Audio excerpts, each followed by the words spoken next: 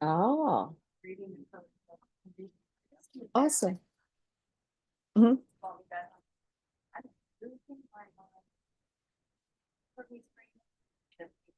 I haven't heard you screaming, but I'll take your word for it.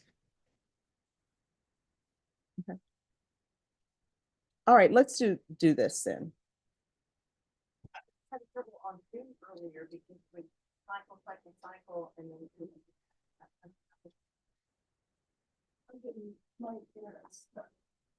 All right, Norma, do we have a iPad or something for Lorraine? We could use that pad right there, Judge. I'm not sure if you want to use it. I mean, This I have one's- my laptop. Oh, because we always have a problem once we use that. Do you think going to the back office? I can just try. I don't think it matters though. All right, well, you want to take up your client that's in the back first before we do him because we have a panel outside. Which one? Oh, Nichols? Yes. Oh, well, we had, yeah, but just FYI, I think we wanted to approach all. Oh, I guess, yeah. And then we did have some pre-trial matters, but I think we're agreed on most. yeah, we can just put that on the record before they come in, some lemony issues and things. But I think the state wanted to put something on the record with him Okay. real quick. All right, when you all are ready to do that, let me know. And then, sir, what's your name? All right, Antonio Rodriguez. If you'll come forward.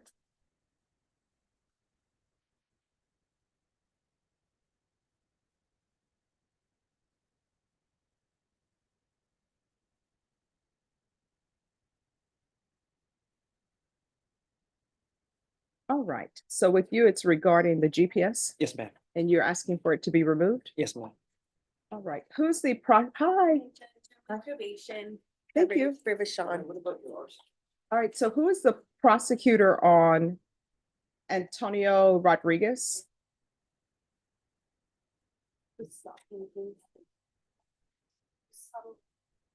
Sorry, what judge? On Antonio Martinez Rodriguez, are you all on that? The stalking? Judge, maybe. All right, so if you'll have a seat, we're gonna get to you. I just need to look over to see if they have any objections. Okay,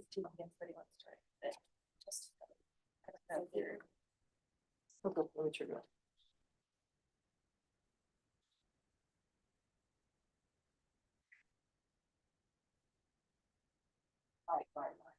And Norma, Bud Ridnour, if he could be here, please.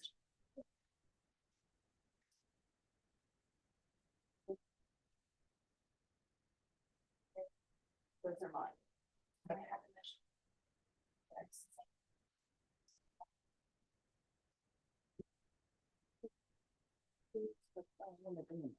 All right, thank you.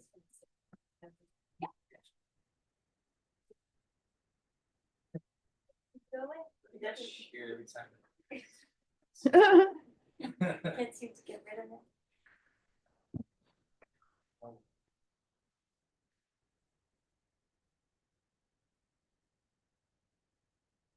I could also see the file on Nicholson, please.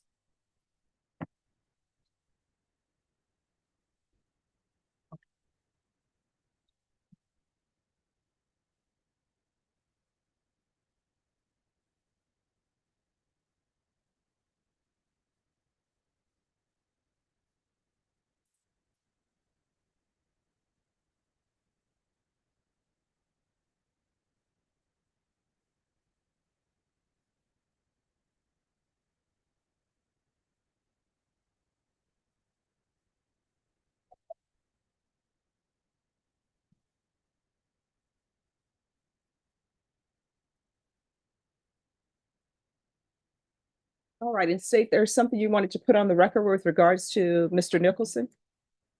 Plea agreement or plea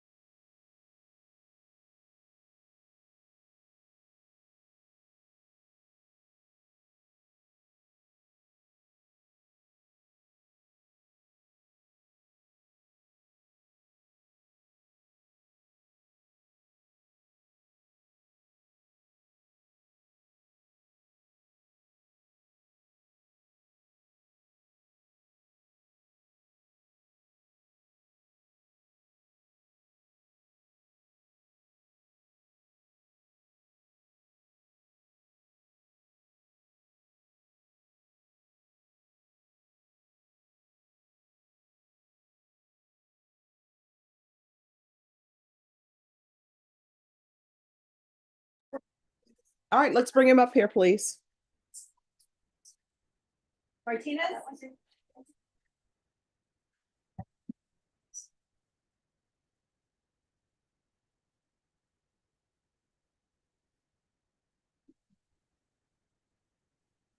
Mr. Rittenhour, is he only pleading to one case? Is he only pleading to one case? Is he only One. pleading to one case? No, two cases, Judge. I thought you said count, there are two cases. Is he pleading to both? Yes, he is, Judge. All right, And we're gonna ask for a PSI. all right. Court is calling. It's okay. No problem.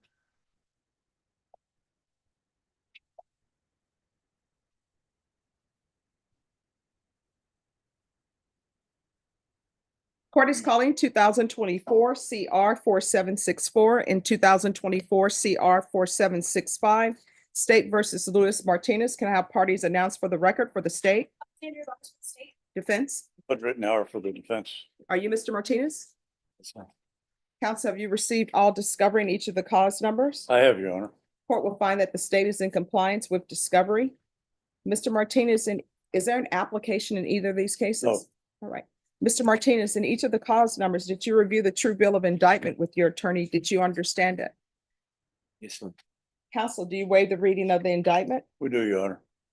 State, are you proceeding with the indictment as presented and the cause number ending in 6-4? 6, no, we are not. We are waiving count 2 and proceeding on count 1 on the lesser included offense of aggravated sexual assault of a child. That's our understanding, Judge. Any objection? No objection. And are you proceeding with the indictment as presented in 6-5? Yes, we are, Your Honor. And each of the cause numbers, did you review court admonishments with your attorney? Did you understand it and sign it in all the appropriate places? Yes, Your Honor. All right. And with the cause number ending in 6-4, the state is proceeding on the lesser included offense of aggravated sexual assault of a child. Range of punishment is anywhere from 5 to 99 years or life in prison and up to a $10,000 fine.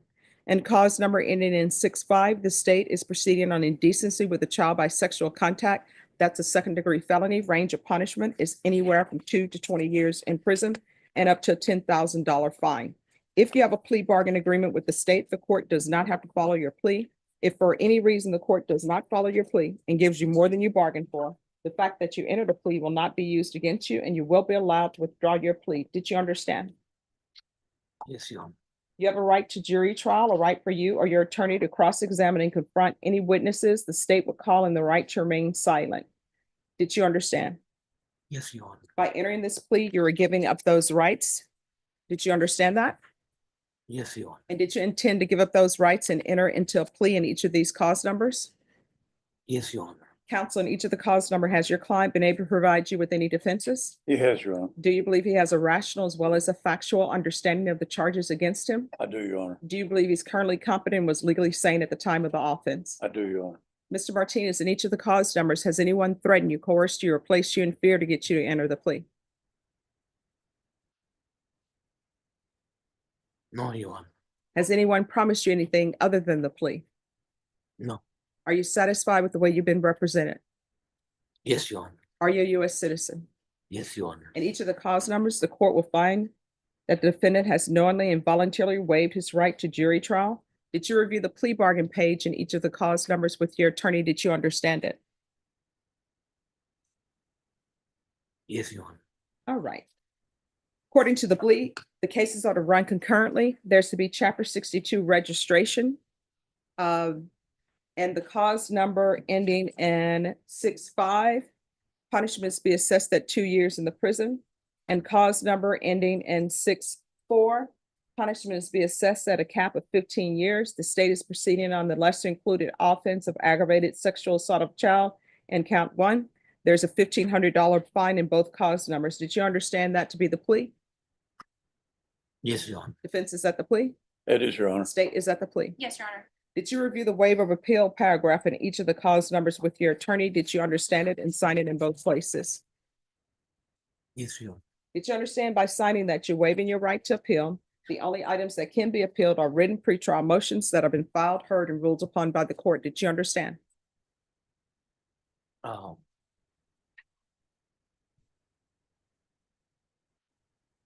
Yes, Your Honor.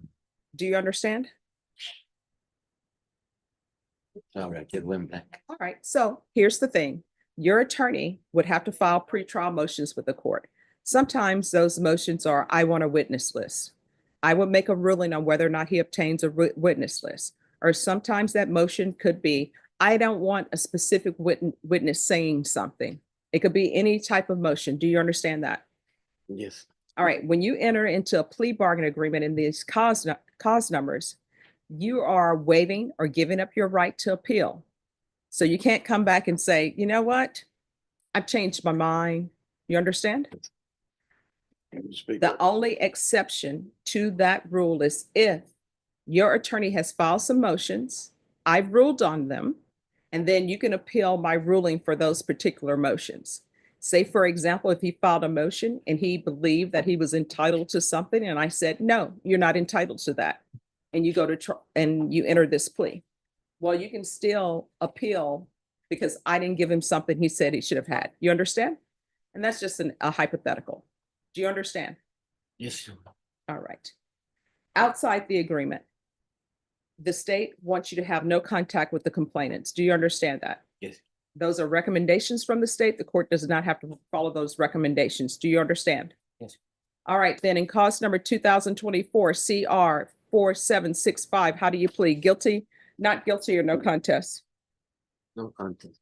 And cause number 2024 CR 4764, how do you plead? Guilty, not guilty, or no contest? State any evidence. State offers States Exhibit 1 and all attachments for both cause numbers. We reviewed the documents and have no objection.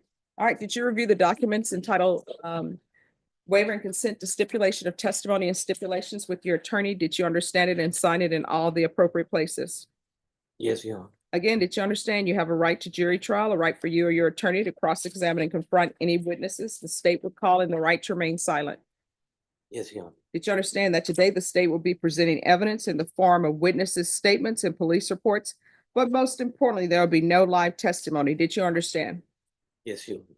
In each cause number, the court will find that the defendant has knowingly and voluntarily waived and consented to stipulation of testimony and stipulations.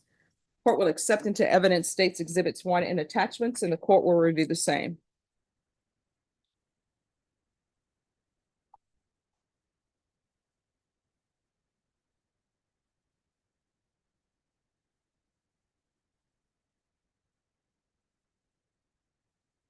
After reviewing States Exhibits 1 and attachments, the court will find there is sufficient evidence to find you guilty.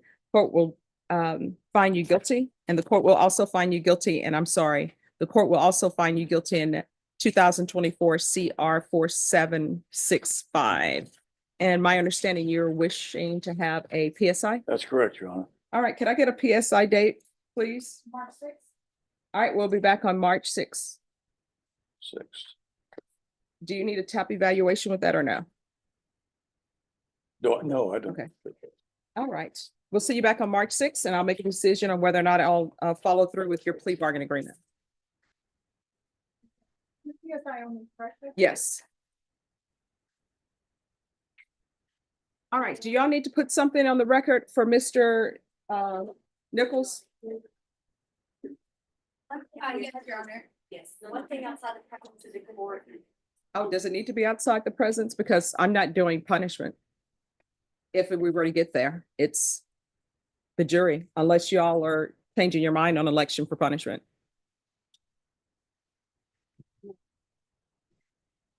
And then we have some lemony and other patrol matters. I think we decided we could maybe deal with most of it tomorrow morning.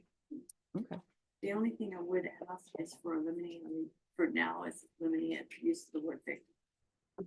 Okay. That we can put that, I don't think we're on the record yet. No.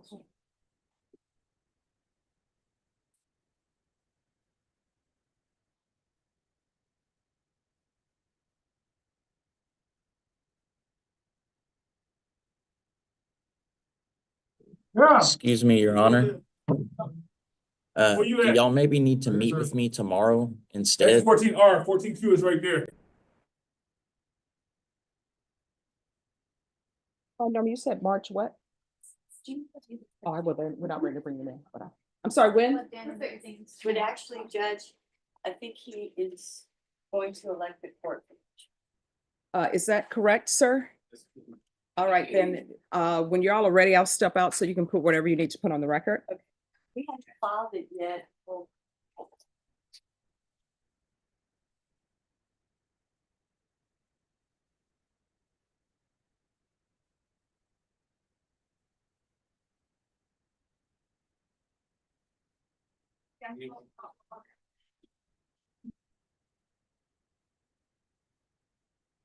Mr. Jockey, there have been some issues with the sound. Deputy Laura and Deputy Mejia, can you just have him brought over for Thursday? And we'll have you brought over for Thursday to take care of that. Okay, thank you very And your much. attorney is about to start a jury trial as well. Okay, thank you very much. I'll see you then.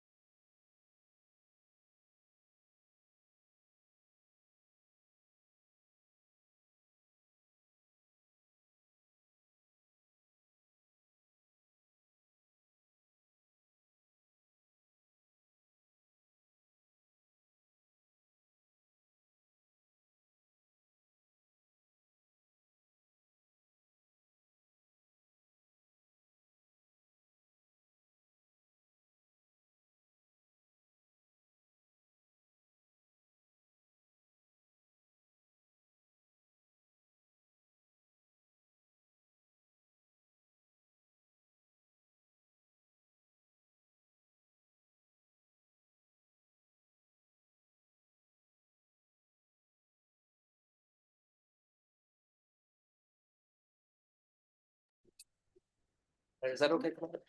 Yeah. They can use their clicker for the. Okay. So, let me get you. And the jurors are ready. Sure. Wait a minute, Yeah. hold on. No. Wherever you guys want to put it. If you guys want to just turn it and put it back that way. See, bring it and put it right in front of that gate. Yeah, because they'll be able to see it. Yeah, say, see stop, what you're keep it right trying. there. Right here. Yeah, and just push it back further. Do me a favor. It's more this way, more forward. No. Sorry, go the other way. There you go. Push this right side Yeah, because we have, that way these people can see it. All right, so, you guys are ready? We're, state's ready, Judge. All right, we're gonna go on the record. Court is calling 2022 CR 11860 State versus Dominique Nicholson. Can I have parties announced for the record for the state? Ashley Jones and Alexandria Bogus for the state. For the Lorraine. defense? Yes, Lorraine Ephron and Renee Munoz for Mr. Nicholson. And are you Mr. Nicholson? Yes, ma'am. And both parties ready for trial, state, State's ready. defense? Yes, Your Honor. And my understanding, count one is aggravated assault with a deadly weapon. Is that correct, state and defense? Yes, Your Honor. And count two is felon in possession of a weapon. Is that correct? Yes, Your Honor. All right, then let's bring the jurors in. All right, so jury. Hanging on hold the book. Yeah. Each side, you'll have 30 minutes. Show my partner, he wants to show you.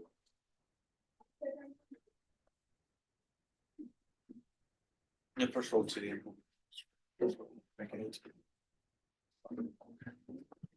Numbers.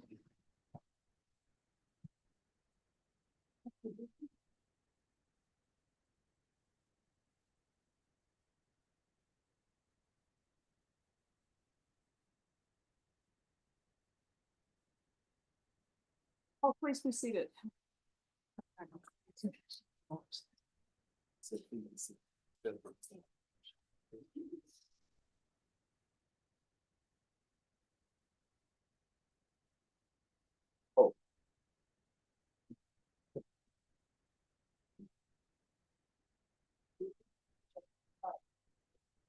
Oh, yeah.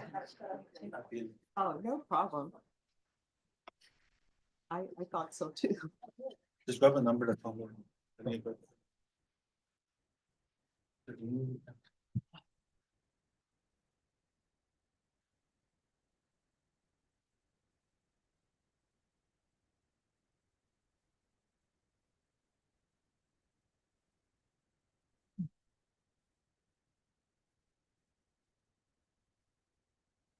What's the number?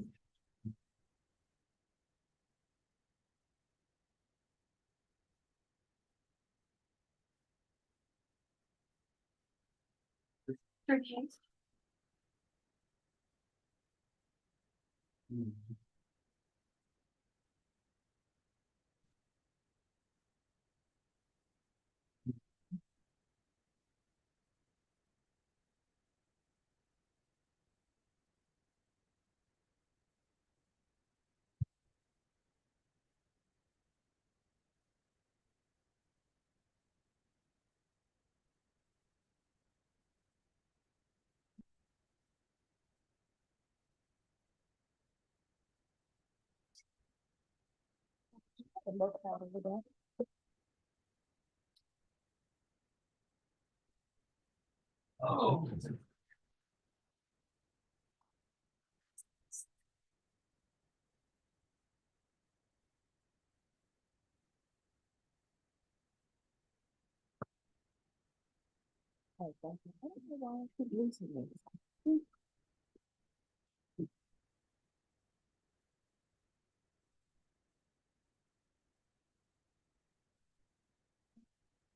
Okay.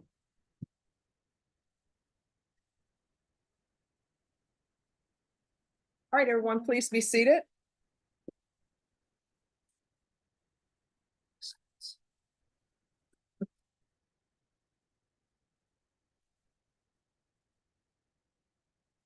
All right, everyone. Good afternoon. That's very lazy. It's not that cold. Good afternoon, everyone. All right. And I appreciate you all for your patience. I saw you outside when I was walking by. I want you to know that your waiting in the hallway had nothing to do with the defense attorneys or the state's attorneys. It's just that we also have a morning docket as well that we try to get through. So this is jury selection. And I am Judge Boyd. You're in the 187th District Court on the 4th floor. So where are you? What floor? Okay. What's the court number? And who's the judge? And the reason why I always ask that question is because sometimes we'll take a break. And if we take a break, people tend to get lost. So if you get lost, you'll know, I know I'm on the 4th floor, or I know it's the 187th, or I know it's Judge Boyd. I'm the only Judge Boyd in the courthouse. So if you ask somebody, they'll be able to direct you where you need to go. To my left, with the headphones on, that's the court reporter. I always said if I could make somebody's job easier, if I were in a position to do so, I would do so. So to make her job easier, I need everyone to speak at the level I'm speaking at and speak at the pace I'm speaking at. I know that everyone want to talk softly. Sometimes people talk quickly. Sometimes people are slower. But if you speak at this pace, she'll be able to take everything down and there will be no concerns. I mentioned that this was the state of Texas versus, so I'm going to have the party introduce themselves. For the state. Hi, I'm Ashley Jones. For the defense. Hi, I'm Lorraine Ephraim. Renee Munoz. And your client. Is Dominic Nicholson. All right, you may be seated. I want you all to raise your card if anyone knows or recognizes any of the parties who just introduced themselves to you. So in your hands, you have liquid gold. It's the cards with your numbers on them. So whenever someone asks you a question, or if there's something that you want to respond to or something you need to say, you need to raise your card. So let's practice. Everyone, if you can, raise your numbers, please. All right, this is the first time everyone has raised their numbers and they're actually been facing me. So keep your numbers up until I tell you to lower them. This goes to making the court reporter's job easier. When I tell you to lower your number, lower your number. So jurors 1 through 21, lower your number. All right, if you still have your hand up with your number, this is what that means. Whenever you are answering a question, if you can, I'm going to need you to stand because the acoustics are bad in the courtroom. And if you don't stand and speak, the court reporter won't be able to hear you. And I'm going to ask the attorneys, when you're talking to jurors or they're speaking with you, please do not block their view of the court reporter. All right, you can lower your cards. Now, I want to talk to you about the charges in this case. There are 2 counts. The first count is assault, aggravated assault with a deadly weapon. The second count is felon in possession of a weapon. Now, when the attorneys speak to you, when I speak to you, they're all going to be talking to you in hypotheticals. Neither the state, myself, or the defense can tell you what they think the facts are in this case. The only way you'll get a chance to hear what people believe the facts are in this case is if you are selected as a juror. So do not in the back of your mind when people are talking to you, do not in the back of your mind think, oh, so this is the facts of this case, because nobody's allowed to tell you that. Does everyone understand? Yes. Indictments. What are indictments? An indictment is just a means by which somebody is held over for jury trial. For example, let's practice raising our cards. How many people here have ever had a traffic ticket? Raise your card. Don't be shy. I think the statute of limitations may have ran. All right, so we continue with bad drivers in San Antonio. Here's the thing. You can lower your cards now. I've had a traffic ticket before. I've had one in my lifetime. when I was about 19 or 20. So that was like probably yesterday. But anyway, when I received my traffic ticket, that's when they had the little paper booklets. They'd write down, hand you part of the ticket, and that ticket will tell you what you're being charged with and where you need to go to answer for that. Now, with regards to the traffic ticket, some people will say, oh, I'm just going to send in a check or whatever and pay the traffic ticket. I'm not going to go in for a jury trial. When that officer pulls you over, so let's say the officer pulls you over and they say you ran a stop sign. When they pull you over and give you that ticket for running a stop sign and you accept that ticket, you're not saying, oh yeah, you're right, I ran that stop sign. That's not what that ticket signifies. That's not what an indictment signifies. The only thing that ticket is to tell you is what they're saying they think you did. It would be hard if you were to show up to court and it's not for running the stop sign. They say, oh no, you actually ran the yield sign or didn't follow the yield sign, or no, you actually was speeding. So an indictment is just to tell you what you're being accused of and where you need to appear to answer for that. It cannot be used by you as evidence of guilt. It's not evidence of anything, and it's not to be considered whatsoever. Does everyone understand? Is there anyone who cannot do that? Is there anyone who's going to hold it against Mr. Nicholson because he's been indicted? All right. Now, the next thing I want to talk to you is certain rights that people have. Everybody has the right to remain silent. What does that mean? You do not have to testify. I've been a defense attorney. I've been a prosecutor. Sometimes I would have clients and I would tell them, you know, there's really no need for you to testify. The state didn't prove their case. What's the point? There's no point.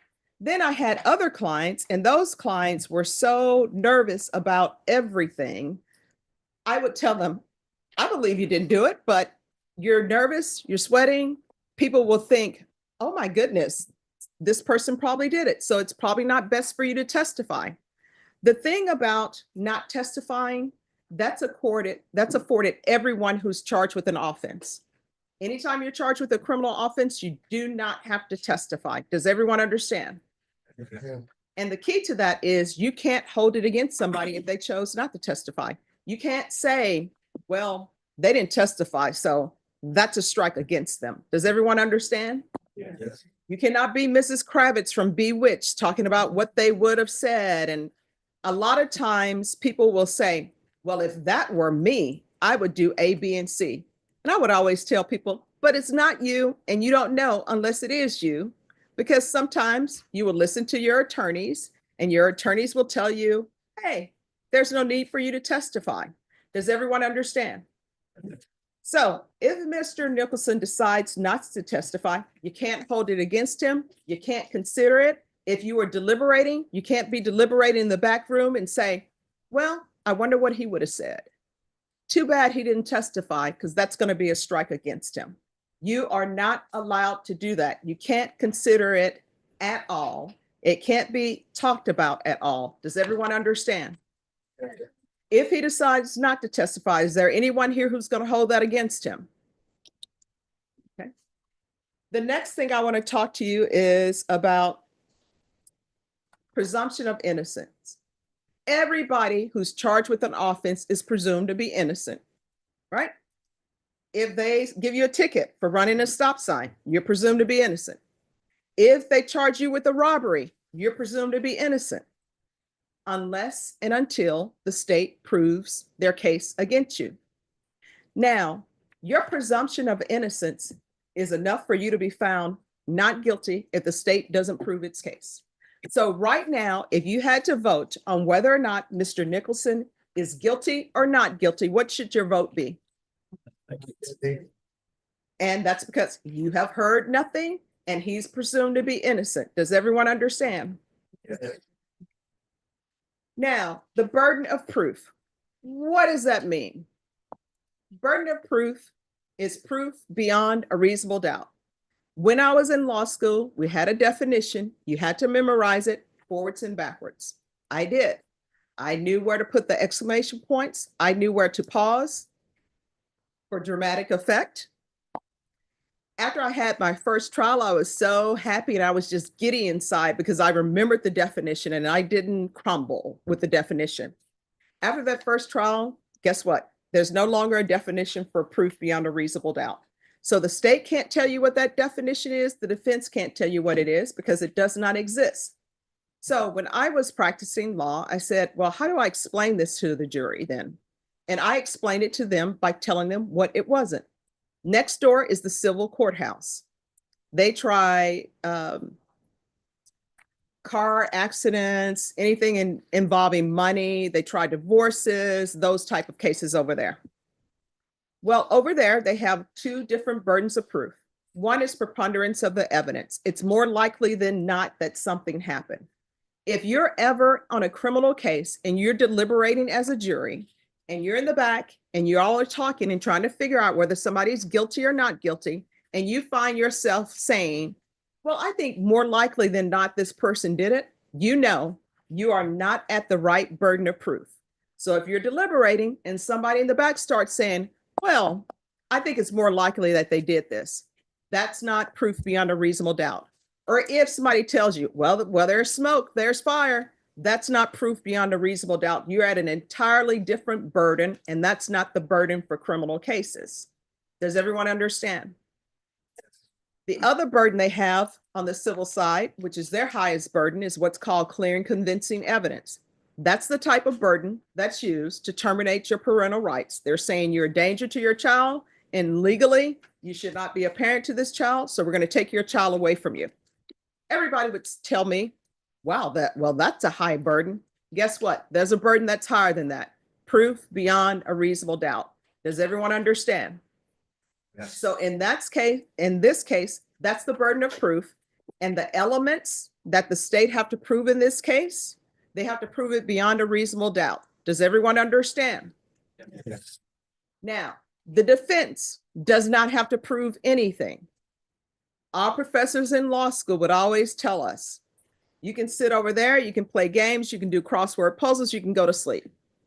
I have yet to see anyone do crossword puzzles. Both state and defense attorneys, we read cases where people have gone to sleep, but I have yet to see people do crossword puzzles because this is a very serious matter. But the reason why our professors told us that is because the defense doesn't have to prove anything. Just think of it as a rock. It's always on the state side, the burden. Defense doesn't have to do anything. Does everyone understand? Yes. Now, party's going to talk to you about being biased, or can you be fair? Let me just tell you what fairness means. And everybody always use this example. You are called down for jury duty. You're excited about coming down for jury duty. You know everything is going to run at the time frame that they gave you. You're going to be there at 8. They're going to have you out of here by 8:30 a.m. You know, everybody's thinking along that line. You come outside, you've gotten up early, you get dressed, you go outside, and your car has been broken into. Stereo is gone, the windows are smashed in, but you are going to do your civic duty. So you call an Uber, a taxi, or catch the via, and you come down for jury duty. And when you come down, you realize that the case that they're calling you for is burglary of a vehicle. Now, what attorneys will usually tell you is like, well, your car was just burglarized. This wouldn't be a great case for you, would it? And usually people will say, well, no, but that's not really the question of fairness. The question of fairness is this. If that happened to you and you were called down to sit on a case that's a burglary of a vehicle, would you find somebody guilty or hold it against the person who's charged with burglary of a vehicle just because your vehicle was burglarized? So for example, you're sitting on a jury of a burglary of a vehicle. You may be feeling, shucks, my vehicle got burglarized. That's such a shame. But will you still be able to listen to the evidence and base your decision on whether the person is guilty or not guilty from the evidence you hear? Or are you going to say, my vehicle was burglarized. This guy is charged with burglary of a vehicle. I don't care what the evidence says. I'm going to find them guilty anyway. That's what fairness is. because nobody was born yesterday and slept all last night. We all come in with different things that have happened to us in our life. And the only question of fairness is, if you are selected to sit on this jury, will you be able to listen to the evidence that's presented to you and base your decision on whether someone's guilty or not guilty, if you can come to a decision based upon the evidence that you hear? Does everyone understand? Is there anyone who will not be able to do that in this case? All right, the next thing I want to talk to you about is there are two phases to a jury trial. People say phase one is the innocence phase, but that's really not true. Phase one is either a person is guilty or not guilty. Either the state proved their case or didn't prove their case. Sometimes it doesn't necessarily mean a person is innocent. It just means the state didn't prove their case. That's phase one. If you make a determination that the person is not guilty, which means the state didn't prove their case, there is no phase two. If you determine that they're guilty, then there is a phase two to the trial, and that's called the punishment phase. In Texas, the law says that anyone who is charged with a criminal offense, if they're going to trial, before the jury is selected, they have to make a decision on if they were found guilty, who they would go to for punishment. In this case, Mr. Nicholson has decided that if he were found guilty, he would come to the court for punishment. His deciding that he would come to the court for punishment, that does not mean that he is saying that he is guilty. The law requires him to make a decision on whether he would go to the jury or the court for punishment. Does everyone understand? Yes. And everybody who's charged with an offense, a criminal offense, and decides to go to jury trial must make that decision. Is there anyone who's going to hold it against him because he decided that if he were found guilty, he would want the court to decide his punishment? All right, the next thing I want to talk to you about is the English language. I love languages.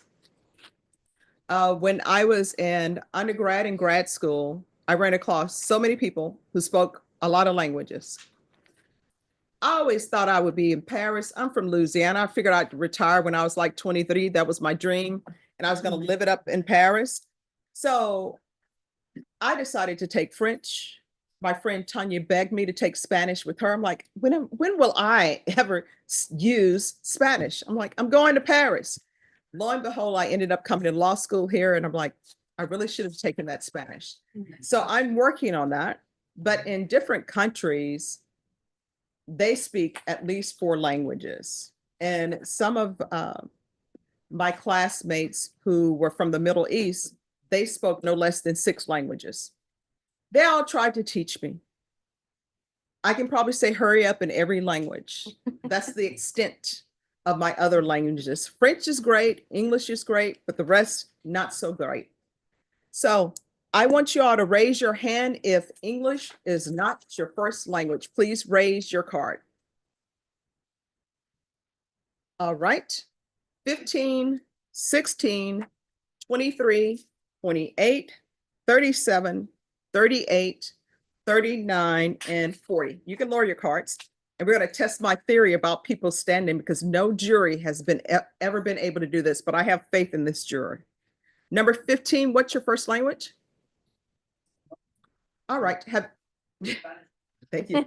Have you been able to understand everything? All right. You're doing that like come see, come saw. Yeah. Yes. What does a little bit mean? Elaborate more, or so I can understand. All right. So is it that you don't understand the concepts or you don't understand the language? The concept. All right. Thank you. Number 16. Spanish. Have you been able to understand everything? Ah, okay. All right. Thank you. Oh, you know what? I'm going to put that on the to-do list. All right. Thank you so much. Number 23. Spanish. Have you been able to understand everything? All right. Thank you. 28. Ukrainian. Oh, this is new. So how do you say hurry up? Поспішати? All right, I didn't hear it. Could you repeat it? Поспішати. All right, I'm gonna remember that. So have you, You want. no, trust me, I will. So have you been able to understand everything? All right, thank you. Do you mind, what was your number again, sir? 28. Thank you. 32. Number 32. Sorry. Yes. I didn't turn up. Okay, all right, thank you. 37. Spanish? All right, have you been able to understand everything? Thank you. 38. Spanish? Have you been able to understand everything? Yes. 39. Have you been able to understand everything? 40. Spanish. Have you been able to understand everything? All right, great. All right, now I want to talk to you about travel arrangements. I think this trial will probably be completed by Friday. Is that correct, everyone? There, I'm seeing head nods. Yes, John. All right.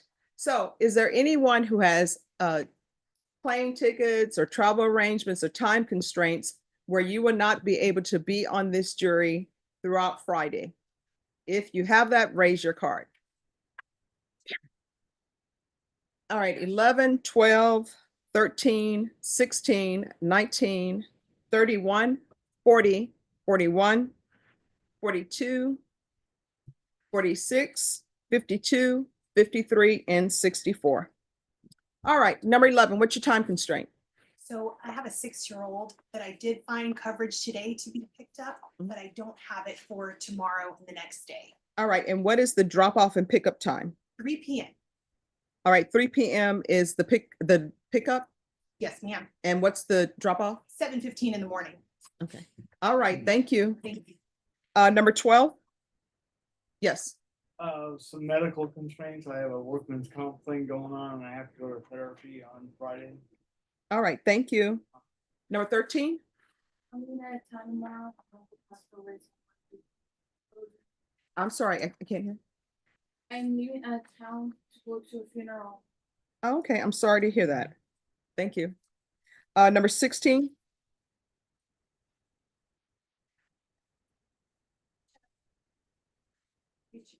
All right, what do you teach? Oh, okay. I have music school and the children are like waiting for me. All right, thank you. Number 19. My little sister is due on Friday and I'm her person. All right, thank you. Number 31. Excuse me, my relative died last week. The funeral is Saturday and the funeral is in San Francisco. I have a plane flight at 10 a.m. on Friday. All right, thank you. I'm sorry to hear that. Number 40. I'm the language support specialist for my campus, and I test all the Spanish kids, and we have a window that ends Thursday at 3 p.m. All right, thank you. 41. So I have a family reunion that I'm supposed to go to early Friday afternoon. And where is the reunion? It's at a ranch about 4 hours away. Do reunions always turn out well, though?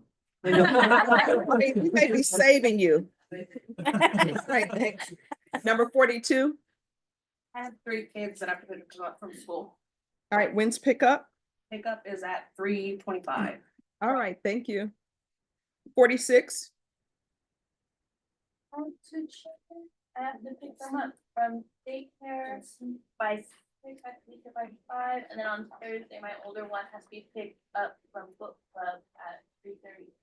All right, thank you. 52. Yes, I'm actually on my final interview for my job in Austin. And when is this interview? Thursday, 10 a.m. All right, thank you. 53. I have a doctor's appointment on Friday, 9:30. All right, thank you. 64. I have a military flying mission just tomorrow between 1 and 7 in the afternoon. Should you be telling us that? It's nothing Okay. secret. All right. All right, so you all have had a chance to hear each other speak. Does anyone know anyone on the panel other than getting to know each other outside in the hallway and in the central jury room? All right, number 5 and number 61. It'll be a shame if only one of you raised your card. Number 5, how do you know 61? Oh, I met him at an event. I sell clothing and he became my customer. So he became your customer. You sell clothing? Mhm. What clothing do you sell? This jacket. Okay, I like it. All right. And is 61, that's where you know him? That's where I met him, but I do music and he DJs my shows too. All Yeah, right. so like literally last week. Yeah. Wait, so what number, sir? All right, thank you. What number? What, 61. 5 and 61, okay. All right, so 5 and 61, if you end up on this jury, will you come to your decision, if you can come to a decision based upon what you hear? Or are you all going to be talking to each other saying, hey, I'm just going to vote the way you vote? Probably not. What, probably not? No. Okay. All right, so I'm going to tell you all 2 stories. Both of them are true stories. The first is, both the state and the defense going to have a limited window to talk to you. They each going to have 30 minutes to talk to you. They're trying to get a chance to know you because they need to make a decision on who would be the best people for this jury. So you need to open up and talk to them. My friend and I, we went to law school together. They decided to do civil law. My passion was always criminal law. So they had jury duty. We hadn't seen each other in a long time because, no offense to civil attorneys, but usually criminal law attorneys are in court and in trial more. And so we decided to do lunch. We're sitting down having lunch together, and I asked her, how is jury selection going? She says it's going fabulous. Now that I'm a judge, I'm like, how can it be fabulous? You were not with me. You were just out there. But I said, what do you mean it's going fabulous? And she said, oh, I'm not going to be on the jury. And I say, why not? She's like, because it's like law school. I'm close to the back. I'm keeping my head down. I'm not saying anything. And so I start laughing and she says, what's so funny? I said, it's not funny. It's sort of excitement because we're going to be able to have lunch all week because you're going to be on the jury. And we ended up having lunch all week. So other than being quiet and saying nothing, the other quickest way to be on this panel is if you just raise your card and say, please put me on this jury. The other story that I always tell that is true story, it's about jury duty and the fact that jury duty is an inconvenience. I always tell people it's not a sacrifice. And this is why I tell people that. The inconvenience of jury duty is you have to find where the location is. It's downtown. Somebody decided that putting one ways is the best way to do things. You can't find where to park. And then finally, you're just like, maybe I should just give up and pay $40 for parking because now parking price downtown is outrageous. Then I see all of you running from wherever you parked because you're trying to make it. And you're like, oh my gosh, I'm late. And I tell everybody, slow down. It's hurry up and wait. And then once you're down there, then you get called up to a courtroom, the 187th, and you're out in the hallway waiting. And then I tell you to come back in the afternoon. It's an inconvenience. But Independence Day rolls around, Veterans Day rolls around, Memorial Day rolls around, and guess what? Everybody's waving their US flag, saying they love their country. Your country only asks 2 things of you: serve on jury and pay your taxes. That's it. And raise your card if you've ever actually sat on a jury and actually heard testimony. So if you look around, that's not that many people because your government only asks you to come up ever so often for jury duty. This is what you can lower your cards. This is what I consider a sacrifice. My uncle grew up in a small town called Grand Cane, Louisiana. I'm from Louisiana. People can always tell I'm from Louisiana when I have to say words like all and soul. Well, anyway, he was super intelligent. So all of the teachers would just pass him to the next grade when they've taught him all that they could teach him. So he graduates. The siblings who came up behind him, his brother and his sisters, the teachers tell them, we're gonna expect a lot out of you because your brother's super intelligent. You better be super intelligent. So Vietnam War breaks out. He goes to my grandmother. He's my grandmother's firstborn, and he asked for her to sign for him so that he can go and fight because one, he said people are being drafted anyway. Two, there's no way for me to improve my lot in life, due to civil rights and everything else. He said the only way to prove my lot in life is to go in the military. So she signed for him to go. And that was back in the time where you only had 3 stations, ABC, NBC, and CBS. And NBC really didn't play well unless the weather was perfect. And for you young people, television was not 24/7. At a certain time, your television goes off, they play the national anthem, and the flag waves on the screen. My grandmother's phone, she had a phone, but guess what? It didn't have the rotary or the touch tone, which I know young people don't know about. You just pick it up, the app operator answers, and you tell them who you want to call. That's why they had songs like Beechwood 45789, because that's how you got in touch with people. The only thing she knew was, of course, his name and his number. You send a letter off, hopefully it comes back, and it didn't come back like overnight. You couldn't, all this thing where we have at the touch of our fingertips, computers where you can send emails, she didn't have that either. So there were not computers. The only thing she knew, and she quickly learned, you do not want the military knocking on your door because 1 or 2 things have happened. Either your relative has died or either they are seriously injured or wounded. So to me, that's a sacrifice. And your country is only asking this of you. And the attorneys and Mr. Nicholson is only asking you to be fair and listen to any evidence that's presented to you. Does everyone understand? Yes. And can everyone do that? Yes. All right, so I'm going to number 18.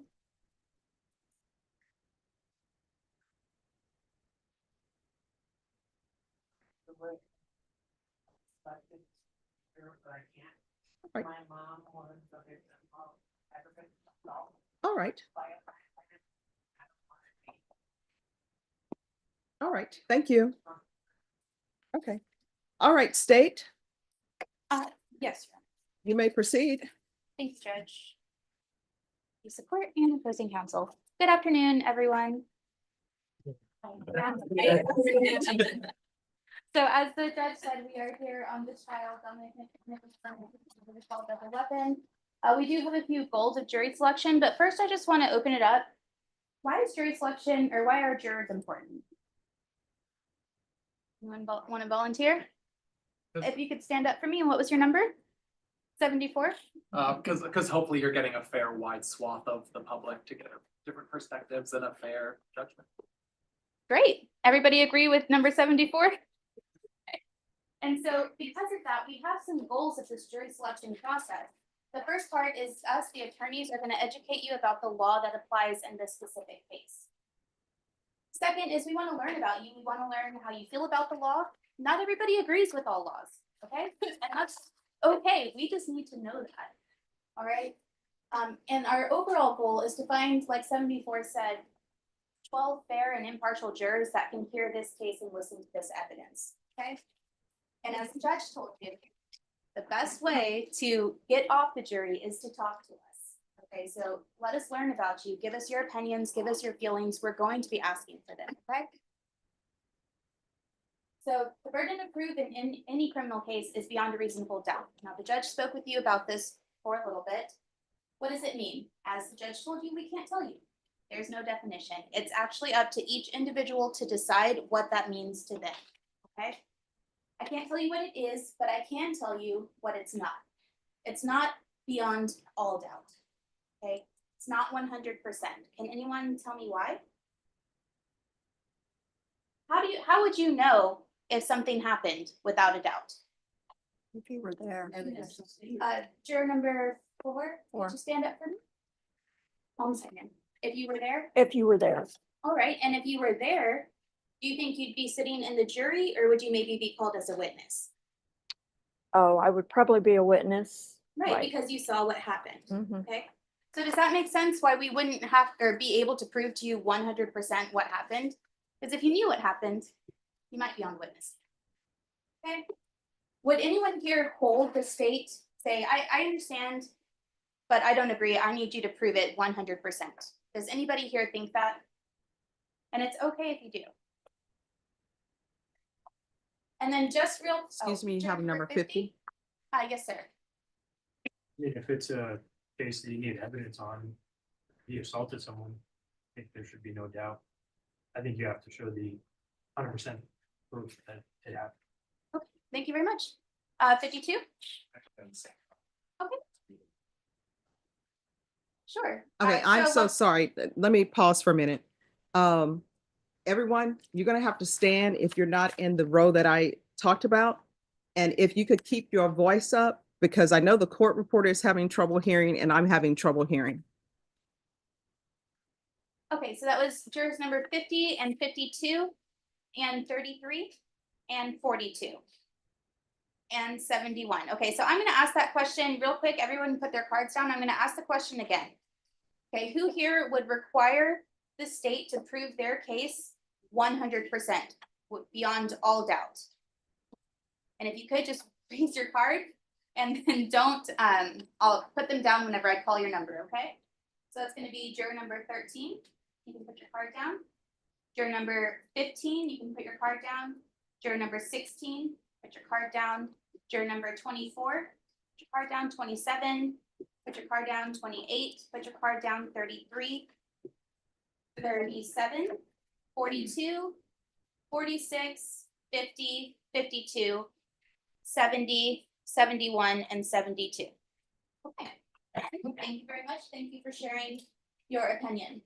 Okay, and I do just want to preface this that any doubt that you may have in the case or any possible doubt you may have in the case has to go to the elements of the offense that we have to prove.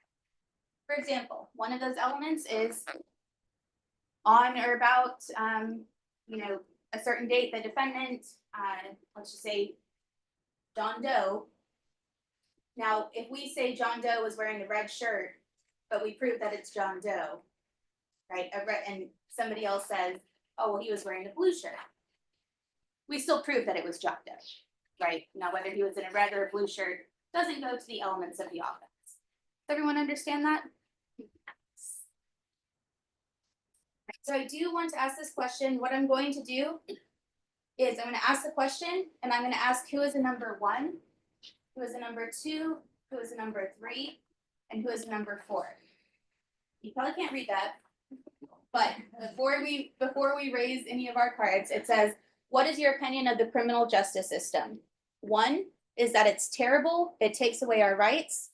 2 is that it's concerning, it interferes with our rights. 3 is that it's helpful, it looks out for our citizens. And 4 is that it's beneficial, it protects us from the harmful actions of others. Okay, so now I'm going to read it and this is going to be where you raise your cards.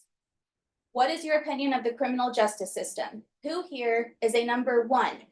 That they think it's terrible because it takes away our rights. Okay, and if you could just hold your cards up until I ask you to put them down, that's going to be 52 and 53. Who here is a number 2? They think it's concerning because it interferes with our rights. Okay.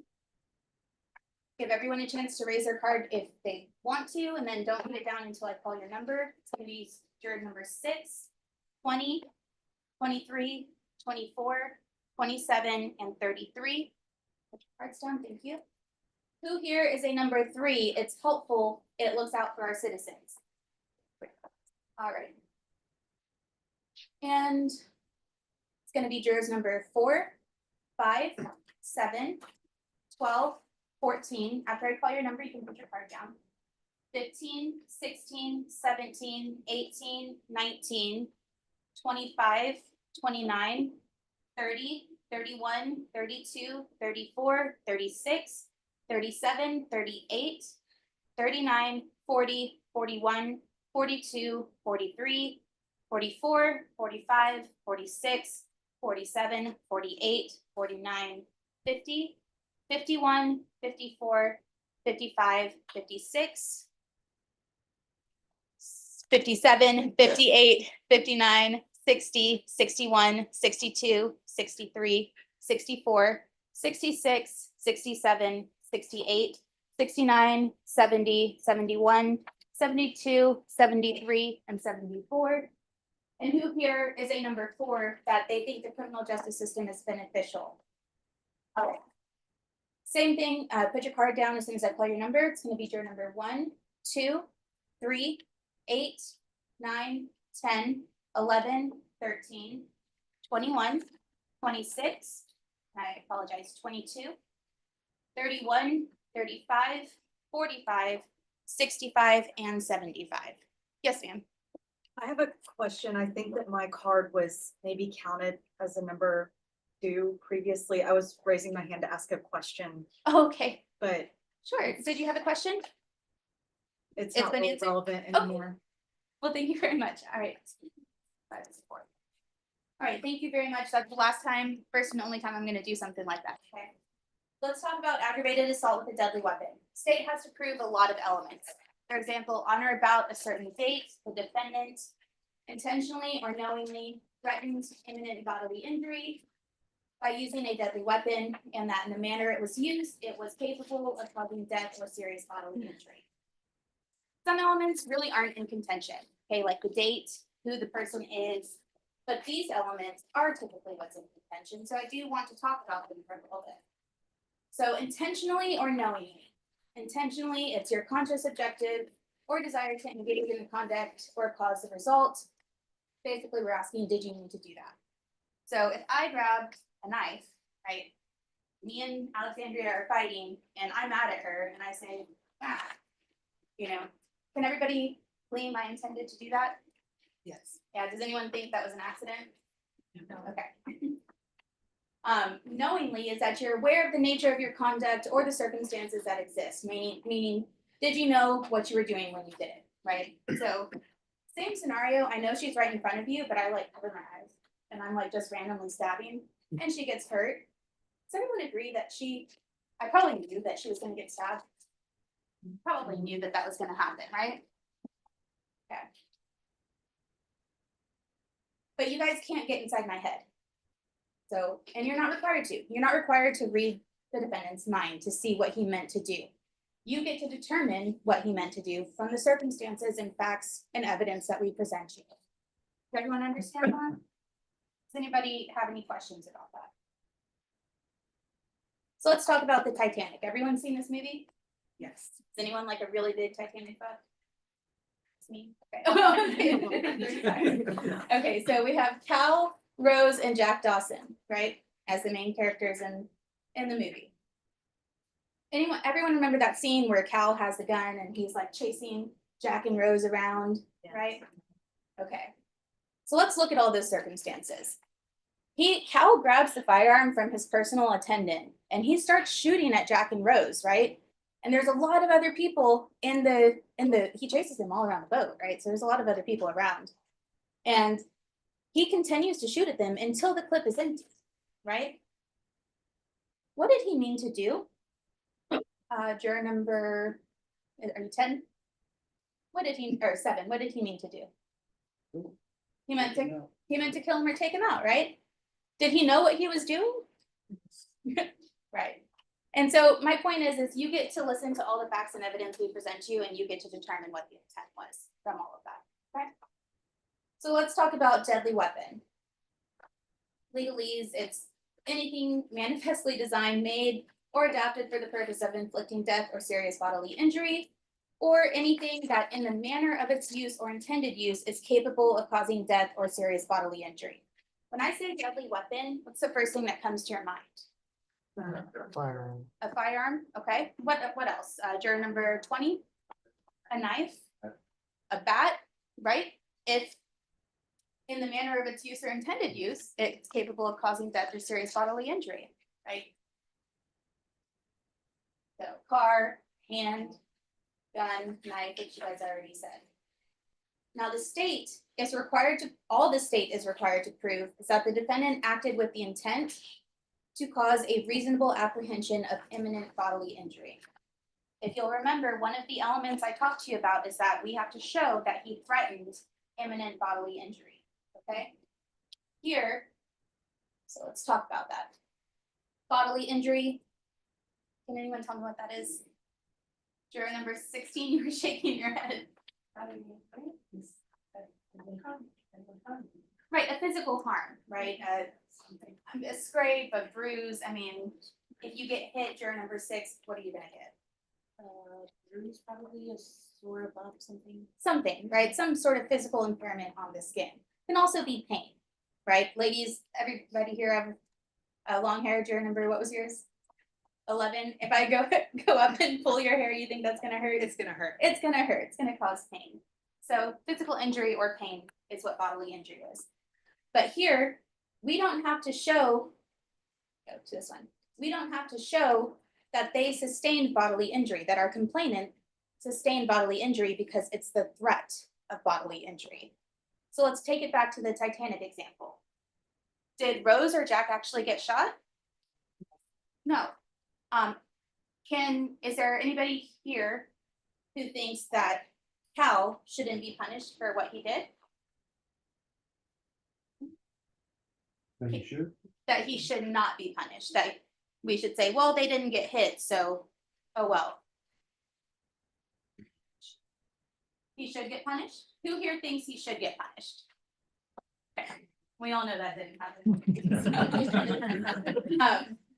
And why is that, right? Why do we not require, why is the threat of imminent bodily injury enough? Can anyone tell me? Juror number 16? Because whatever he wanted the other person to do, just explain that it will cause you to comply. Sure, it could be used to comply, right? If I'm threatening you with a deadly weapon. But also in the case of the Titanic, how dangerous is that if someone's just wildly firing at you? Could you be hit?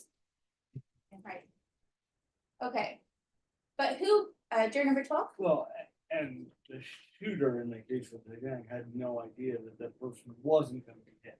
You know, like, there's always a possibility that somebody Sure, could be and hit. I apologize. Can you stand up so the court reporter can get you? Can you repeat that?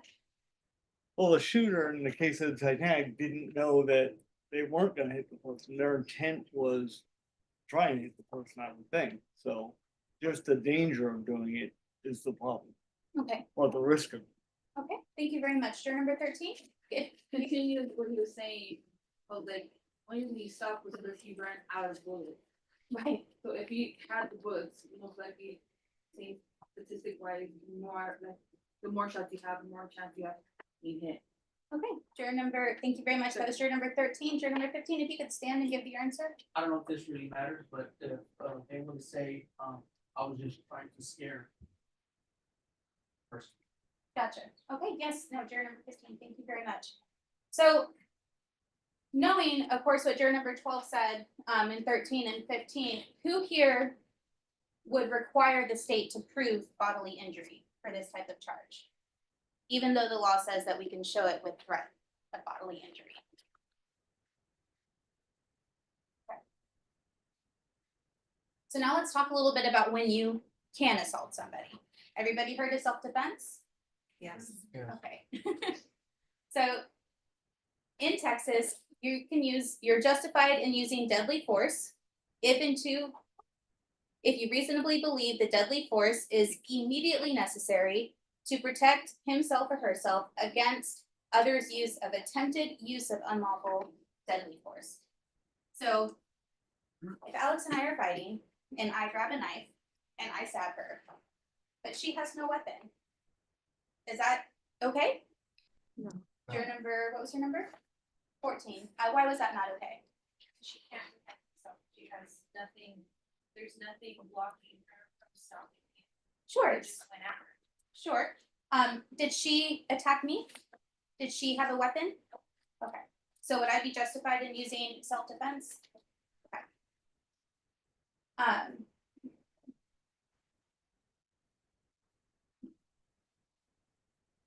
All right, and so what if I'm just walking by Alex and I'm like, well, I don't know if she has a deadly weapon, but she looked at me weird. Right, but I have a knife. And so, you know what, maybe she'll try and do something. I don't really know if she has any deadly weapon, and I'm just gonna go ahead and stab her as I walk by. Does anybody think that's self-defense? No. Did I know she had a weapon? No. Okay.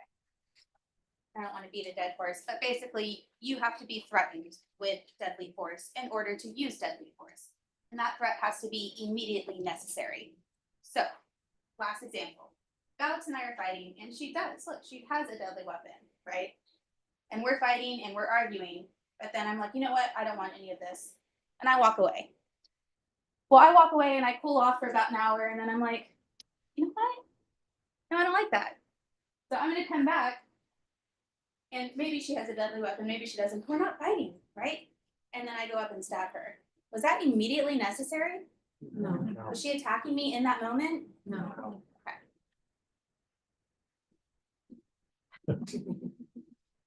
All right, so what type of evidence would you expect in a criminal case? For number 21, Weapon used. weapon used, okay. Juror number 66, Pictures. pictures, okay. Anybody else?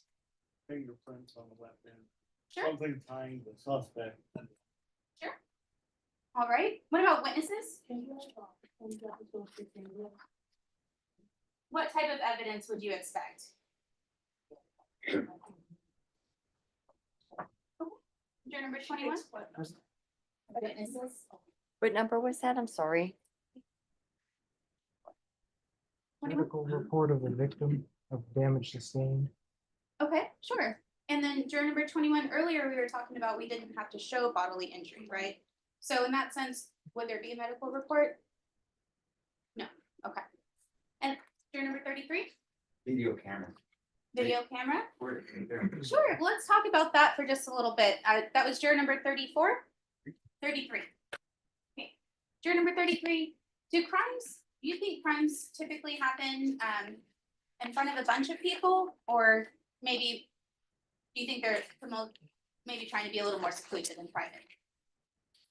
It can happen anywhere. Sure, it can happen anywhere. You can stay standing up. I'm gonna pick on you. So let's say a crime happened in a mall. Maybe there's a bunch of security cameras there, right? And so we would try to get that surveillance. Okay, but what if a crime happened? Let's take one of our parking garages downtown. You think they have surveillance? Slightly. Some of them don't. For example, Well, parking you would garage. have to do due diligence and look around and find if they do or not. Sure. So there's cameras everywhere. Just, you have your blink or your doorbell rings or whatever. You think you're by yourself. No. You would think that, right? So let's say, it's downtown, San Antonio, it's 4 a.m. or 3 a.m. You're leaving from the bar because not, and you go to your car. And something happens, either your car is broken into or you get mugged in one of these downtown parking garages. And for example, it doesn't have surveillance. Nobody's car has a ringing camera. Okay, so in that case, would there be any surveillance or video? Again, you would have to look around. And if they didn't, then. Then of course, right, if there's not any, then there's not any, I guess is my point, right? So there's not always video. Okay, thank you. All right, and then juror number 21. How long, okay, for example, let's talk about how long it takes police to get to a scene. How long do you think it takes them to get there? 10 minutes. Okay, 10, 15 minutes? Can a lot happen in 10 or 15 minutes? What stuff might happen in 10 or 15 minutes after a crime? Bodily injury, the suspect might escape. Okay, and let's just say that if the suspect escapes, and let's, say we're here with an aggravated assault deadly weapon, that's the offense. What does he take with him? Weapon. Okay, and in that case, if he escapes and the cops get there, is there gonna be a weapon at the scene? And so my overall point is when cops respond to a scene, right, they do, like as 33 said, have to do their due diligence. But we are in a vacuum. The facts and circumstances exist and evidence exists for this case that was there on that day. Does that make sense? But juror number 24 talked about this a little bit. Testimony is evidence. Okay, so you are going to hear the bulk of your evidence right here from the witness stand. Okay. So let's talk about the witnesses that you may hear from. I think some of you said it before, police officers, right? Civilians maybe who were there at the scene of the crime, maybe there is some, maybe there's not. The defendant, I put question marks there because the defendant has a Fifth Amendment right not to testify, right? That's his right. And defense witnesses, again, the burden of proof is solely on the state. They don't have to do anything, okay? But you, as you hear the testimony from each witness that we call, you are the exclusive judges of the facts proven, the credibility of the witnesses. So you get to listen to all the testimony and determine, hey, does this make sense with all the evidence I've been provided, right? And then you get to give the weight to the testimony. How much do I want to, believe this person? And if I do believe them, how much does their opinion or does their testimony matter? That's all within your juror's purview for each witness that we bring you. Don't want to belabor the point. The judge talked about the defendant's right not to testify. He does have other rights in the criminal system. All defendants do. They have the right to remain silent. They have a right to a jury trial. Presumption of innocence, which the judge already went over. They have a right to testify. They have a right to see all my evidence ahead of time. They have a right to watch, listen, and read all statements. They get copies of all police reports and to subpoena any and all witnesses that they want to call, if they want to call any, and they get to. I would object to any effort to shift the burden to the defense. I think it's probably the second time she's trying to do it by suggesting that the defense call witnesses should be calling witnesses. So I would object to any mention of the subpoena power of defense because the burden's on the state. All right, ladies and gentlemen, the burden is on the state to prove their case beyond a reasonable doubt. They have to prove each and every element beyond a reasonable doubt. The defense does not have to call witnesses. The defense does not have to produce any evidence whatsoever. Does everyone understand? Yes. All right, you may continue.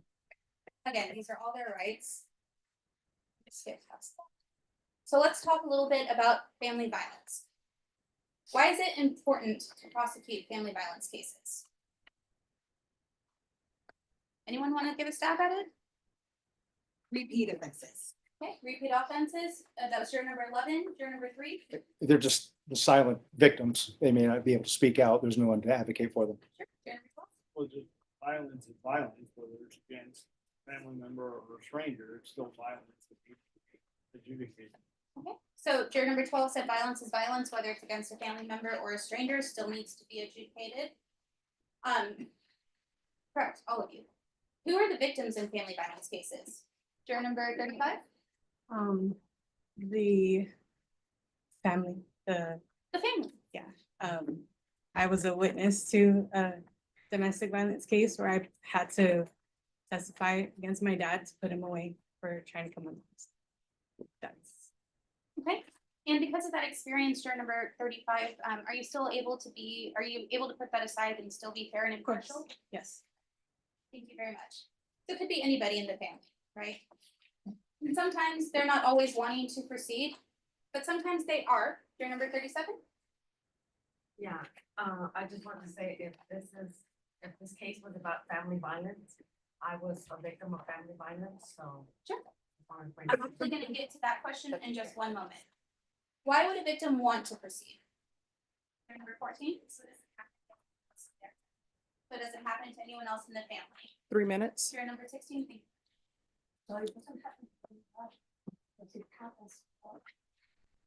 Thank you very much. Juror number 6. So that the victims can get help from the legal system to keep the person away. Okay, thank you very much. Thank you all for all your answers. I just have a couple more questions. And I'm gonna, who here has been a complainant of a violent crime? If you could just raise your cards. And I guess it might be, I have to say, they understand. Is that okay? Okay. Who here has been a victim of a violent crime, whether it's been when it's been perpetrated against you? Okay, and if you could just raise your cards so that we can get them, and you can put them down as soon as I call your number. It's gonna be 15, 16, 24, 33, 35, 37, 58, 65, 70, and 73. Out of, and 37? Were you just saying you were a victim of family violence? Okay, and so just so I can be clear, who here has been a victim of a violent crime and or family violence? If you could raise your card. Right. Now, who here, because of that experience, keep them raised, who here, because of that experience, cannot be a fair and impartial juror in this case? That experience is going to affect you so much that you will not be able to listen to the evidence and give a fair and impartial verdict.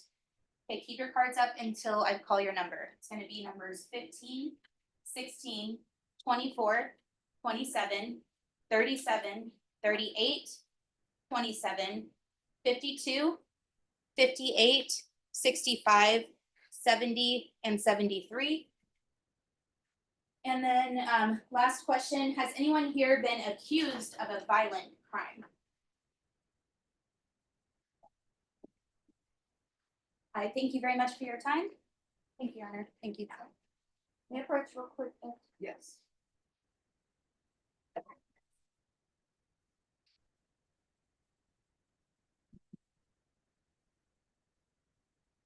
Hi, ladies and gentlemen, 3:35 on a Tuesday afternoon. I find this courtroom temperature wise, very difficult to manage. So sometimes I get very cold in here and sometimes I get very hot. So I bring layers, so forgive me. I do not. Do not.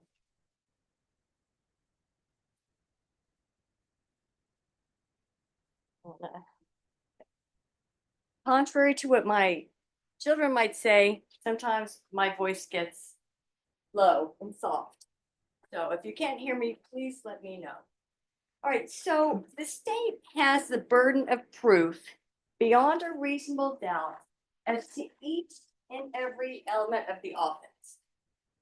And each and every element of the offense is equally important. Equally important. So just for example, you know, Tom Smith steals a radio from Susie's car without her permission, and she's the owner. And an element of the offense is that it occurred in Bexar County, Texas. So let's say, did I say Tom? Tom steals the radio, right? 12 nuns see it happen. 12 nuns see it happen. It's on video. He's caught with the radio. And I could use some more serious examples like murder. You see, 12 nuns witness the cold-blooded killing of another, and 12 nuns come and testify.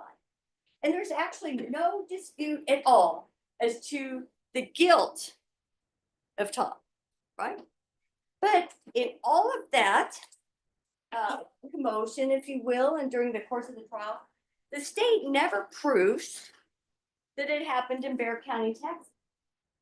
And happening in Bexar County, Texas may sound, who thinks that's a technicality? Who thinks that's a mere technicality and it would not bother me if they didn't prove Bexar County, Texas? Bexar County, Texas is a technicality and it would not bother me if the state didn't prove it. Because I know the street it was on, it was in Bexar County. I don't need the state to prove it. Who agrees with that? Okay, number 12, number 15 and 16 and 26 and 37, 42, 53. Anybody here? And 71, 72, 75.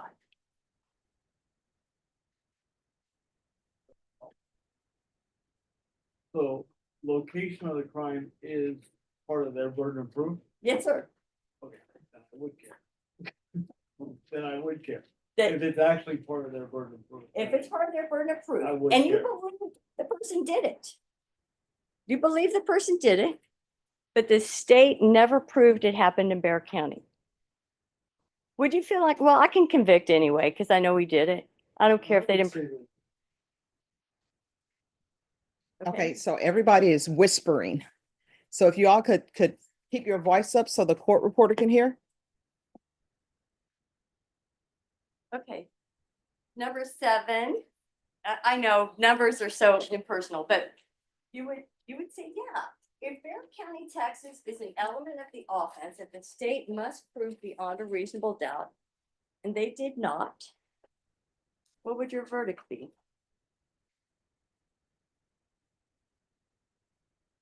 I would have to say, without a doubt, I would have to say there would be a little doubt in that. If they couldn't prove- But if they could prove that, and they knew exactly what it was, the time, the place, yes. Okay. So if you believe the state met their burden as to location, you could convict. Do you agree with that? I mean, location as in the jurisdictional element of Bear County, Texas. I would, if they can't prove the location of it, like they said, it would be hard to say what happened. Okay. Would you agree or disagree that that would mean to your satisfaction, the state has not proved each and every element of the offense beyond a reasonable doubt? You're I not think there's a lot more options that you have. If there's a weapon, there's. Okay, number 7, if you don't mind, I'm gonna stop you here and interact a little bit, because this is kind of the point, which is you might just, and for example, Bear County, Texas, jurisdictionally, it's as important an element of the offense as any other element of the offense. But some people would feel that jurisdictional element isn't as important as the other ones. And I could still convict even if the state didn't prove the jurisdiction that happened to Bear County, Texas. I could still convict if the state did not prove it happened in Bear County, Texas. Could you convict if the state did not prove it was in Bear County, Texas? So you're struggling already, so I know. I don't That you think might I get- could. Without the location, I don't think I could. Okay. All right, could I pause you for a moment? Because I want to make sure that everybody understands. Everyone, state has a burden. Let's say one of their burdens hypothetically is that they had to prove that it rained on Tuesday. If they don't prove that it rained on Tuesday, but they prove everything else, then the verdict should be not guilty because that's one of the elements they have to prove. All of the cases where people are on trial in Bear County, that alleged offense that they're being accused of, the state must prove that it happened in Bear County. So if the state were to prove every single thing, as defense counsel was saying, it's on video, the nuns are coming to testify, someone's mother is saying, oh yeah, that's my son did this. And you go out through the entire trial, everybody rests and closes, they get ready to argue. The state never proved that this happened in Bear County, and the defense tells you nobody ever proved that it happened in Bear County. That's one of the elements they have to prove. So if they're not able to prove that an offense happened in Bear County, what should your verdict be? Is there anyone who's going to say, you know what? It's a serious offense. The state proved every element, but Bear County, you know what? I'm still going to vote guilty. I'm not going to follow the law. Is there anybody who will say that? Raise your card. And you may proceed, counsel. Okay, thank you. All right, no, keep your cards raised until your number is called. Okay, I'm gonna read the numbers real quick. number 15, 16, 20, 26, 40, 42, 53. Anybody else? 42. Anybody else in the back? And over here, anybody? Yes, ma'am. I have a question. I'm not, Okay. I just initially had said that I wouldn't care, but after hearing the full explanation, I would change my opinion. I didn't realize that it was equally as important. Okay. So number 75, you understand that each and every element is of equal importance, correct? Now I do, correct. Okay. And does anyone have any question or disagreement with number 75?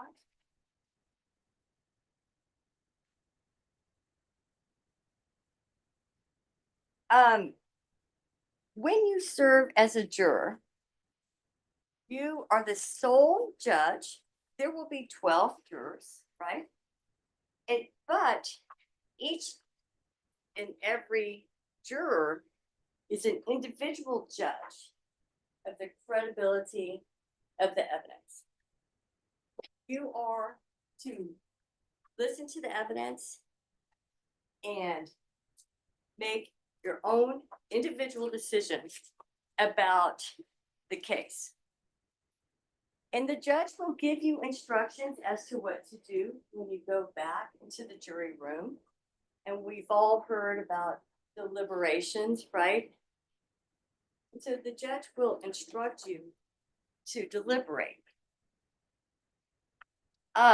If you are select, or when individuals are selected on the jury, ultimately they'll be given instruction by the judge to deliberate. That does, when you enter into the jury room, you do not give up your rights. Jurors have rights. Jurors are empowered with rights not to be able to hold on to their own convictions and beliefs. Jurors are not to be subjected to bullying, threatening, or intimidation. And if you were to get back into the jury room and felt bullied, threatened, or intimidated, you should report it. And jurors have a right to hold on to their own individual decision about a case and stick to their moral code and to hold their ground. Sometimes we hear here at the courthouse, we hear like 5 o'clock verdict, right? It's 4:55. Jury's been deliberating all of a sudden at 4:55, there's a verdict, right? Who feels like once they've made a decision in the case, they can hold their ground and stick to their own personal judgment of the case? Does everyone agree that they could? Yes, ma'am. If you've reached a decision in the case, your own individual decision, do you believe you can stick with that? Do you think you would change your mind at 4:55 p.m.? Who thinks they might change their mind at 4:55 p.m.?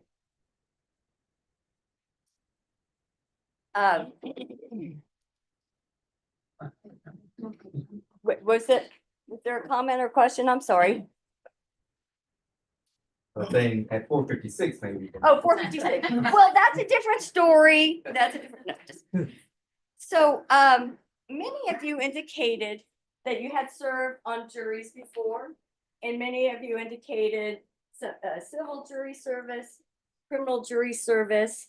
And for those of you who served on prior criminal juries, I just want to know, without telling me what it was, were you able to reach verdicts? For those of you who have served on prior criminal juries, were any of you not able to reach a verdict in that case? Number 65. We played it out. Okay, before, okay. And I actually, I tried to make notes, but I can't remember who the numbers were. So I take by your silence that if you have served on a prior criminal jury, that ultimately your jury was able to reach a verdict. Yes. Yes, sir. Number two. I was in the same situation. It was struck down. Okay. You were released before you got to that point. And your number 11, yes? Yes. Reached a verdict. Yes. Okay. Yes, sir. Number Reached 8. the verdict. Okay. 13. Okay, 31. No, mine's settled. Okay. 35. You reached a verdict. Okay. 17. Okay. 41. You reached a verdict. 43. Okay, who did not reach a verdict? Just 65.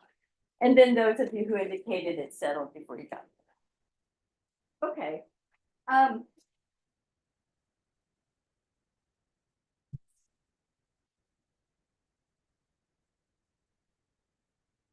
The constitutional, we've heard about the Fifth Amendment, right? The precious right that we as Americans have, right? We talk, we in courtroom, presumption of innocence, right to remain silent. And you hear these terms and you hear them on the TV and on the news, but they are really fundamental rights of Americans, right? They're not just fluff. They're important. They're meaningful. That's what our country stands for, right? Why is a presumption, why is a person who's accused of a crime, and let's be fair, a person who is accused of a crime doesn't mean they've been guilty, that they're guilty of a crime, right? Would you all agree with that? Yes. I mean, some people feel like, hey, where there's smoke, there's fire. If a person's sitting here in the courtroom accused, he must have done something. And that's kind of a normal reaction. Who feels that way? Who walked in here and said, I wonder what he did?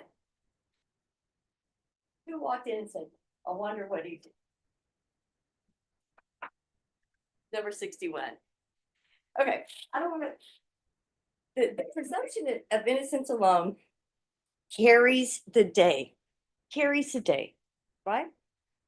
If you don't believe it beyond a reasonable doubt, even if you think probably, but not beyond a reasonable doubt, the presumption of innocence is the answer, right? Not guilty. Can you think of reasons why citizens who are accused of crimes get the benefit of the presumption of innocence? Can you think of why citizens who get accused have the benefit of the presumption of innocence? Any of, yes, ma'am? Because then everybody would just be accusing everybody of everything. And anybody accusing people of anything, including the government accusing citizens, right? Yes. And do we think it's American for citizens to be accused by the government and not have a right, certain fundamental rights? Like the government accuses you and you're presumed guilty. That's how it is in other countries that thankfully we don't live in. How could you ever possibly defend a case when the government points you out? Munoz, you did it, and you're presumed guilty. Now what do you do, right? Now what do you do? And that's not what we do in this country. And the presumption of innocence is a counterbalance to the power and vast machine of the government, right? And the government has tremendous resources available. And if the resources of the government can bear down on you and accuse you of a crime, what are you going to do, right? And at least in this country, you're presumed innocent. And the government must prove it. And they have all the resources to do so. That's why they're held to that high burden, right? Because why? Why? Are we talking about a civil judgment here? What are we talking about here? This is a criminal jury. They're in a felony courtroom. What are we talking about? An accusation can ruin your career, your life. Well, where are you gonna go while your life is ruined? Where? Possibly, To jail. right? Does anybody have any question or concern about what we're talking about here? Does anybody feel like, it's just not fair to the government to be held to that high burden? After all, they're trying to be a benefit to society. A lot of you said, yeah, I think the criminal justice system is beneficial. A lot of you answered that way. So do you feel like it's just not fair to the government to be held to that high burden? Who thinks it's just not fair to the government? Does anyone feel that way? Anyone who answered number 4 to the state's question, yes, I think the criminal justice system is beneficial to us. Do you feel like the government shouldn't have to meet that high burden? You agree they should meet the high burden? Yes, ma'am. And you would hold them to it as to each and every element? Absolutely. Yes, sir? Okay. Yes, ma'am. And your number, please. Oh, sorry. Yes, ma'am. 7. I think government aside, I think the presumed innocence, we would rather make the mistake of letting someone go who hasn't been proven guilty in the proper way, in every technical way. We would rather make that mistake than putting an innocent person in prison. That's powerful. It is powerful. Powerful stuff. Did everyone and anybody not hear what number Miss 57 said? I'd rather, and tell me if I'm correct, I'd rather 10 guilty people go free than one innocent man go to prison. Would you agree that it's more important that innocent people don't go to ratio? Well, okay, okay, you don't have to put a ratio. Well, it doesn't matter to you. Doesn't matter. Let 10 people go. Yeah. How many? What's your number? What's your number? It means I need to change my number on the justice system. Well, that means we're not doing a good job of proving our cases. Well. Does that make sense? If the government's not doing a good job of proving their cases, who's that on? That's right. Who's that on? Right? And our criminal justice system is set up so that innocent people don't go to prison. Right? We protect innocent people from being convicted of crimes and being how often do you think innocent people are convicted? Do you think it never happened? Who thinks it never happens? Who thinks it does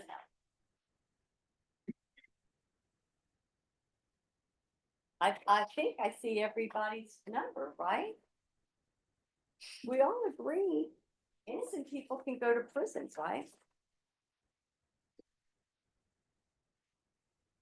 And one of the tremendous, honorable, and important jobs of a jury is to be the last line of defense between the government and an accused person, right? And our country and our constitutional principles will not tolerate an innocent person going to prison. And even if we think maybe that person probably did it, our great system of justice says that the presumption of innocence means if the state didn't do their job and prove their case, each and every element beyond a reasonable doubt, then I think a person might have done it, but I have to let him go. I have to say not guilty. Yes, sir? You agree? Number two agrees with me, or agrees with the principles here. Too much at stake. Life and liberty, right? Life and liberty. Life and liberty. So, to that end, or maybe switching gears a little bit, the state talked to you about different kinds of evidence. And again, I think many of you answered, what are the kinds of evidence I would like to see? The weapon, perhaps. The surveillance videos. What kind of evidence do you think might be less reliable or the least reliable? Number 60. Eyewitness. Did you hear number 60's answer? What kind of evidence might be the least reliable? And number 60 says eyewitnesses. Do you agree? Anybody disagree? Anybody disagree?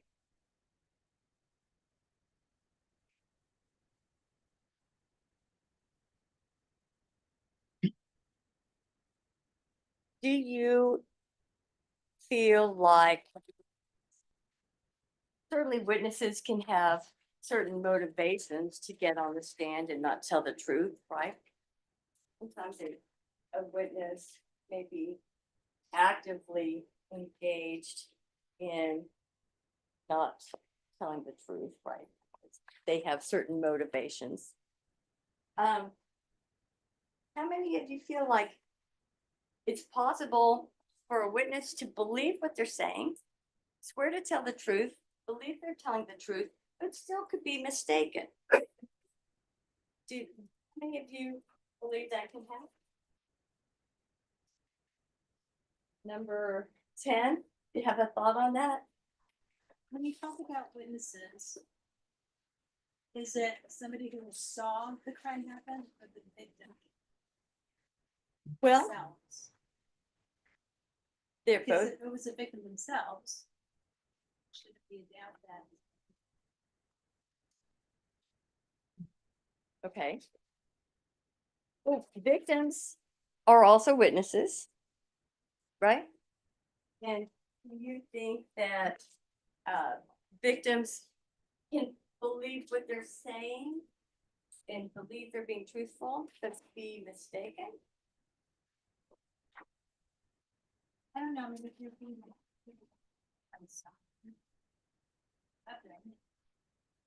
Do you think you would be able to focus in on details of a facial details at that moment? Maybe. Maybe not. Fair? Because, yes, sir? It was like a family member, of course, because you know them and you know they're acting kind of strong. Yes. Can, okay, anybody else have any thoughts, questions, or concerns? Yes, ma'am? I think sometimes you can see what you expect to see. That's fair.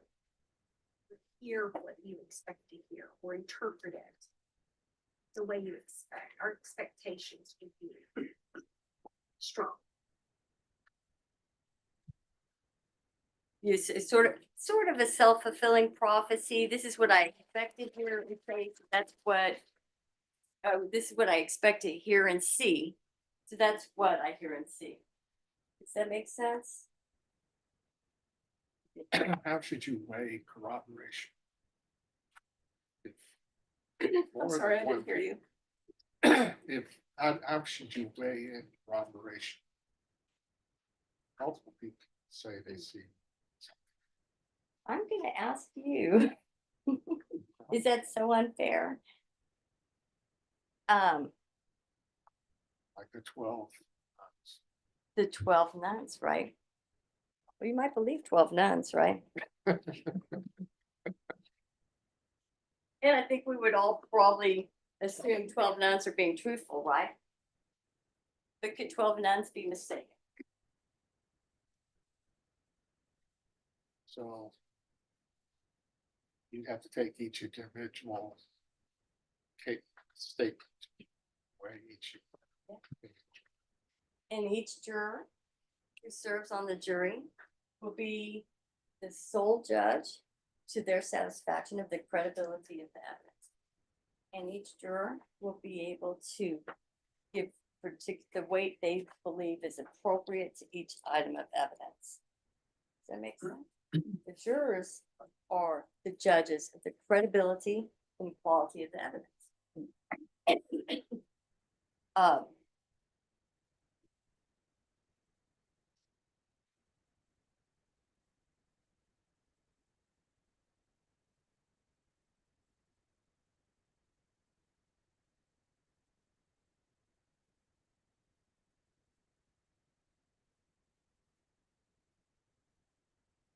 The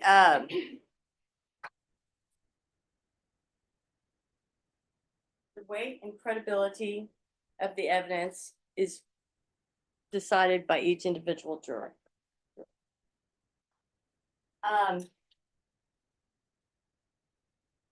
What would be some kinds of things that might weigh against credibility? 1 minute.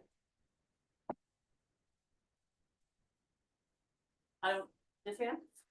I feel like the punishment for me would weigh against credibility. Because if there's 12 people that are saying this person did something, that shouldn't increase what the consequence is.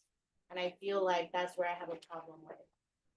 When I see the whole picture, is the punishment going to match the crime? And I feel like I've kind of gone through a certain thing. I don't know what I get into, but I felt like the punishment didn't fit the crime when we looked at the big picture. So when we're talking about all these hypotheticals, I'm having a lot of trouble forming opinions because that's my main. Well,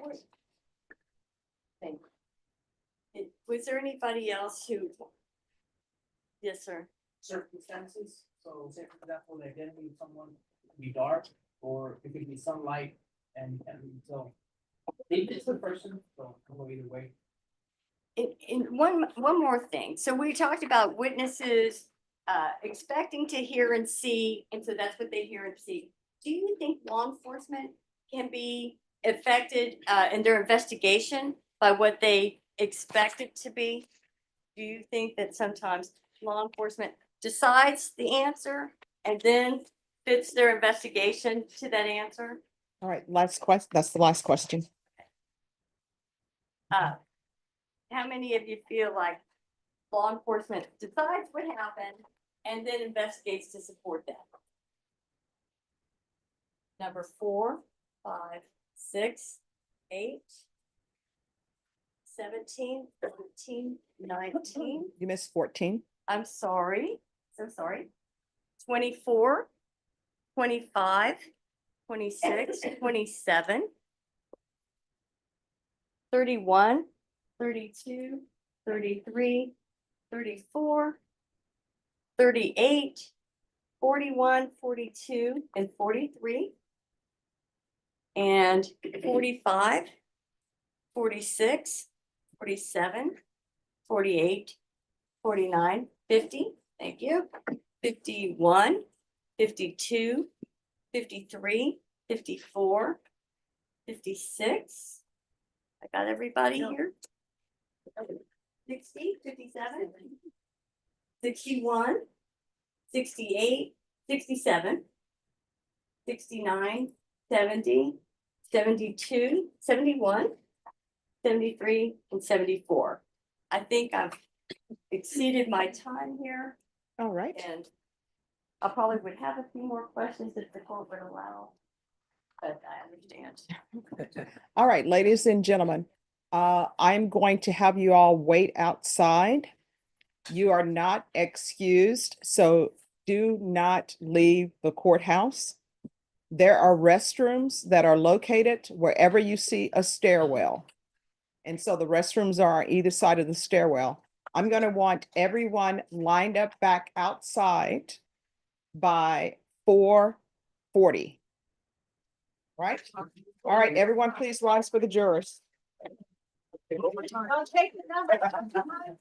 Leave the numbers behind.